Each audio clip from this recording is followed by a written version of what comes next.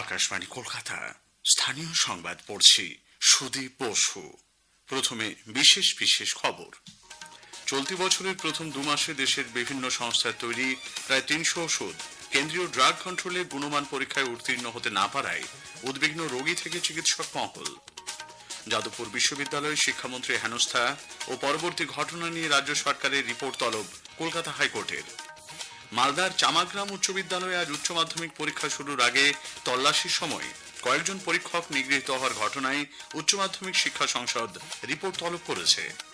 মুখ্যমন্ত্রী মমতা ব্যানার্জি এই মাসে লন্ডন সফরে যাচ্ছেন। অক্সফোর্ড বিশ্ববিদ্যালয়ে ভাষণ দেবেন তিনি। আন্তর্জাতিক নারী দিবসের প্রাক্কালে কন্যাশ্রী প্রকল্পের সুবিধা দ্রুত ও নির্ভুলভাবে ছাত্রীদের কাছে পৌঁছে দিতে আধুনিক প্রযুক্তি ব্যবহারের সিদ্ধান্ত রাজ্য সরকারের। এএফসি চ্যালেঞ্জ লিগের কোয়ার্টার ফাইনালের প্রথম পর্বের ম্যাচে ইস্টবেঙ্গল আজ তুর্কমেনিস্তানের এফসি আরকাদাগের মুখোমুখি হয়েছে। আসছি বিস্তারিত সংবাদে। চলতি বছরের প্রথম 2 মাসে দেশের বিভিন্ন সংস্থার তৈরি প্রায় 300 ওষুধ কেন্দ্রীয় ড্রাগ কন্ট্রোলের গুণমান পরীক্ষায় ব্যর্থ হয়েছে। এর মধ্যে রাজ্যের একাধিক সংস্থার ওষুধ রয়েছে। বাজার থেকে এইসব ওষুধের নমুনা নিয়ে পরীক্ষা চালায় কেন্দ্রীয় ওষুধ নিয়ন্ত্রক সংস্থা। পরীক্ষার পর সেগুলিকে not for standard quality drugs ঘোষণা করা হয়েছে। অনুত্তীর্ণ ওষুধের তালিকায় নামী সংস্থার বহুল প্রচলিত ব্র্যান্ডের একাধিক ওষুধ রয়েছে বলে রিপোর্টে প্রকাশ করা হয়েছে। ফলে চিকিৎসক সমাজের পাশাপাশি সাধারণ মানুষের মধ্যেও উদ্বেগ ছড়িয়েছে। একটি প্রতিবেদন।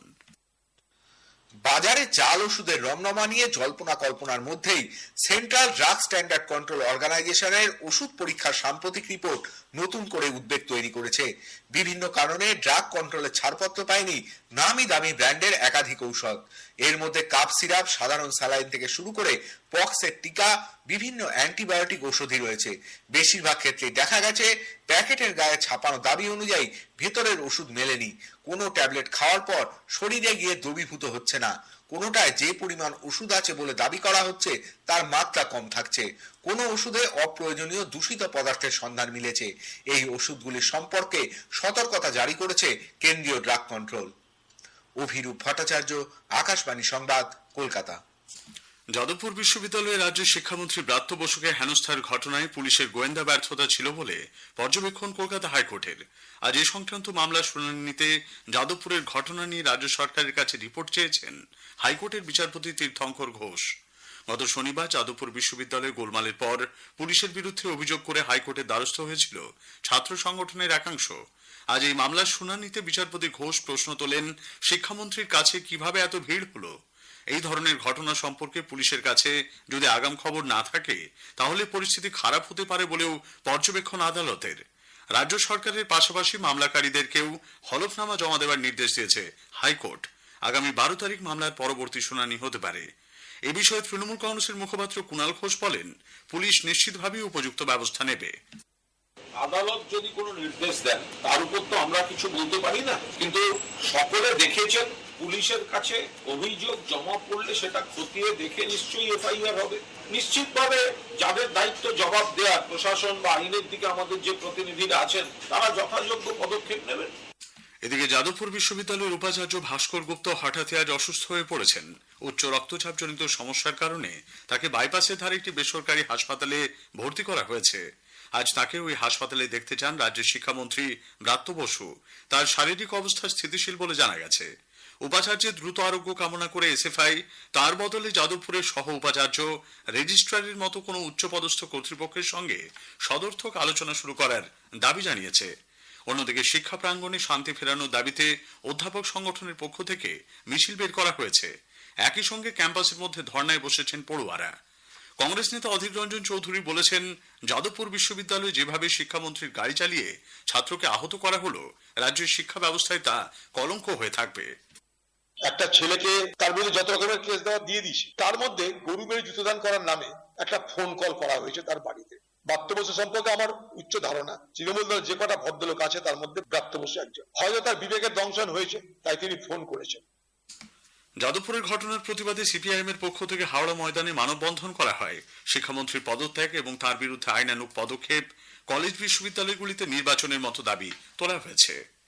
বিদ্যাসাগর বিশ্ববিদ্যালয়ে 3রা মার্চ গত সোমবার ছাত্র ধর্মঘটের দিন পিকেটিং চলাকালীন বাম ছাত্র সংগঠন এআইডিএসওর 4 মহিলা সংগঠনকে 4 মহিলা সংগঠককে নৃশংস অত্যাচারের অভিযোগ উঠেছে পুলিশের বিরুদ্ধে। আজ কলকাতায় এক সাংবাদিক বৈঠকে সংগঠনের রাজ্য সভাপতি মণিশঙ্কর পট্টনায়ক এই ঘটনায় মেদিনীপুরের কোতোয়ালি মহিলা থানার ওসি সহ পুলিশ কর্মীদের উপযুক্ত শাস্তির দাবি জানান। যাদবপুরের অচলাবস্থা সামগ্রিকভাবে রাজ্য সরকারের চূড়ান্ত ব্যর্থতাকে প্রমাণিত করছে বলে বিজেপি দাবি করেছে। দলের রাজ্য মুখপাত্র শ্রমিক ভট্টাচার্য আজ কলকাতায় বলেন, বিভাজনের রাজনীতি, অতি বাম এবং কিছু ভারত বিরোধী শক্তির সক্রিয়তার কারণে যাদবপুর বিশ্ববিদ্যালয় দীর্ঘদিন ধরে এই অচলাবস্থা তৈরি হয়েছে। মালদার চামাগ্রাম উচ্চ বিদ্যালয়ে আজ উচ্চ মাধ্যমিক পরীক্ষা শুরুর আগে পরীক্ষার্থীদের তল্লাশির সময় কয়েকজন পরীক্ষক নিগৃহীত হওয়ার ঘটনায় উচ্চ মাধ্যমিক শিক্ষা সংসদ রিপোর্ট তলব করেছে। প্রাথমিক রিপোর্টের উপর ভিত্তি করে এ বিষয়ে উপযুক্ত ব্যবস্থা গ্রহণ করা হবে বলে সংসদ সভাপতি চিরঞ্জীব ভট্টাচার্য জানিয়েছেন। যেটা শুনেছি 4 জন অথবা 6 জন টিচার ইনজিওর্ড হয়েছেন, তার মধ্যে 3 জনের ইনজুরি লেভেলটা একটু বেশি, তো সেই হিসেবে তারা হসপিটালে গিয়েছে।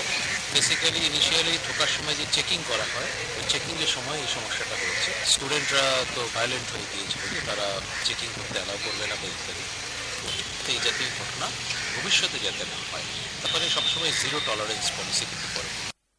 শিক্ষক শিক্ষাকর্মীদের শারীরিক নিগ্রহের নিন্দা করেছে মাধ্যমিক শিক্ষক ও শিক্ষাকর্মী সমিতি। বীরভূমের দেউচা পাঁচামি কয়লা খনি পরিদর্শনে গিয়ে মানবাধিকার সংগঠন এপিডিআর এর কর্মীরা দুষ্কৃতীদের হেনস্থার শিকার হয়েছেন বলে অভিযোগ উঠেছে।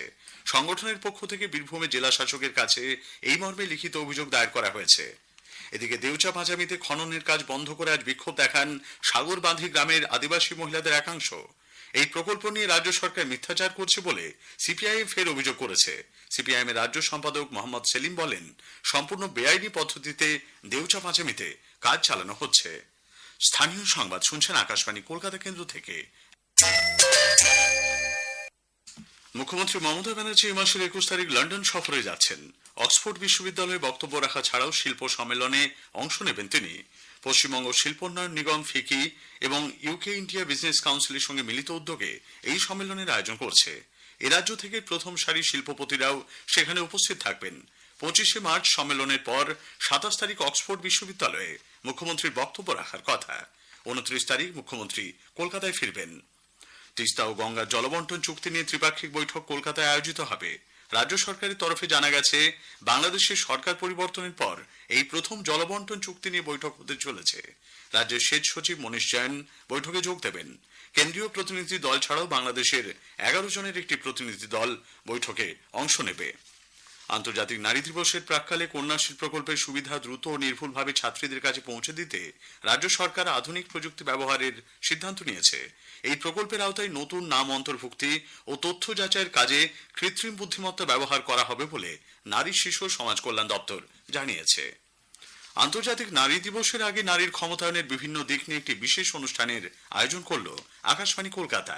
শক্তি রূপেণ অন্তর্নিহিত শক্তি মুক্তি শীর্ষক এই অনুষ্ঠানে অংশ নেয় বিভিন্ন স্কুল, কলেজ এবং বিশ্ববিদ্যালয় ছাত্রছাত্রী, এনজিও প্রতিনিধিরা, নাটক ও থিয়েটার গ্রুপের সদস্যরা। এই উপলক্ষে আয়োজিত এক আলোচনা চক্রে নিজের অধিকার ও মর্যাদা প্রতিষ্ঠা করতে নারীকেই সক্রিয় হতে হবে এবং নিজের আত্মমর্যাদা বোধকে জাগিয়ে তুলতে হবে বলে বক্তারা অভিমত ব্যক্ত করেন। সুদেষ্ণা রায় বলেন, এটা নিজের মনটাকে আগে ঠিক করতে হবে এবং প্রত্যেকটি মেয়ের মধ্যে আত্মসম্মান বোধ দরকার, যে আমি মেয়ে মানে আমি খেলনা নই, আমি অঙ্ক না পারলে আমি আঁকতে পারি, সেলাই করতে পারি, সেটাই আমার শক্তি। অন্যদের সঙ্গে আলোচনায় অংশ নেন পদ্মশ্রী প্রীতিকণা গোস্বামী, অধ্যাপক সবুজ কলি সেন, নৃত্যশিল্পী অলকানন্দা রায়। আলোচনা শেষে প্রশ্নোত্তর প্রতিযোগিতায় অংশ নেন উপস্থিত সকলেই। আকাশবাণী কলকাতার ডেপুটি ডিরেক্টর প্রোগ্রাম ডক্টর মৌসুমী চট্টোপাধ্যায় বলেন, মহিলাদের ক্ষমতায়ন শুধু বাধা ভাঙার বিষয় নয়, এটি সুযোগ তৈরি, নিরাপত্তা নিশ্চিত করার বিষয়। ইস্টবেঙ্গল আজ এএফসি চ্যালেঞ্জ লিগের কোয়ার্টার ফাইনালের প্রথম পর্বের ম্যাচে তুর্কমেনিস্তানের এফসি আরকাদাগের মুখোমুখি হয়েছে।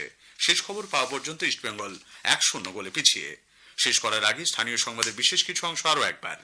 চলতি বছরের প্রথম 2 মাসে দেশের বিভিন্ন সংস্থার তৈরি প্রায় 300 ওষুধ কেন্দ্রীয় ড্রাগ কন্ট্রোলের গুণমান পরীক্ষায় উত্তীর্ণ হতে না পারায় উদ্বিগ্ন রোগী দেখে চিকিৎসক মহল।